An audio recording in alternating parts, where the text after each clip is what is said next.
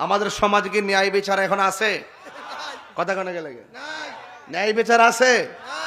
ন্যায় বিচার নাই, সব টাকার চাবিতে ঘুরে যায়। হাত তুলে বলেন, তিনবার বলুন ঠিক।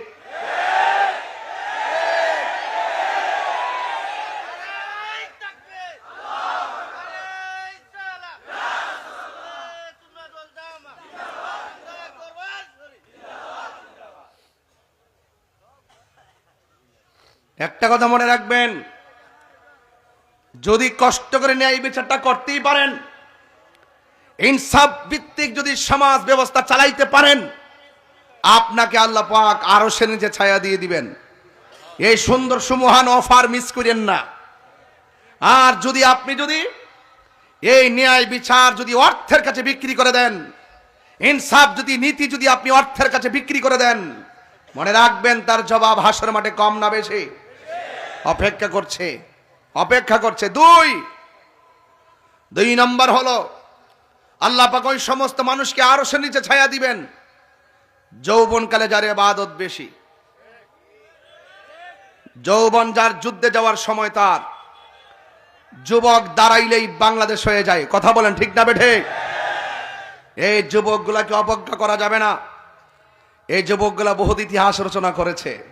কথা বলেন ঠিক না বেঠে? তাহলে আমরা সেই আবাদত আমরা চাই কি চাই না? আজকে ফান্দক দরবার থেকে আপনাদেরকে সতর্ক করা হয়েছে, তোমাদের জন্য তো অনেক কিছু আছে। আদব রাখতে হবে, ঠিক নেই, ভদ্রতা রাখতে হবে। আর এই সময়টাতে ইখলাস রেখে যদি ইবাদত করতে পারেন, তাহলে আপনার জীবন পরিবর্তন হয়ে যাবে।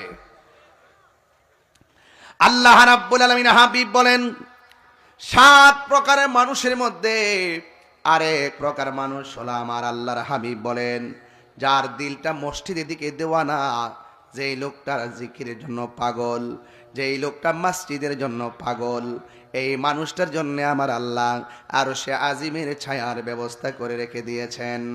এই জন্য আল্লাহ রাব্বুল আলামিন যে বলেছেন, আমি মানুষ এবং জিন জাতিকে সৃষ্টি করেছি একমাত্র আমি আল্লাহর গোলামি করার জন্যে।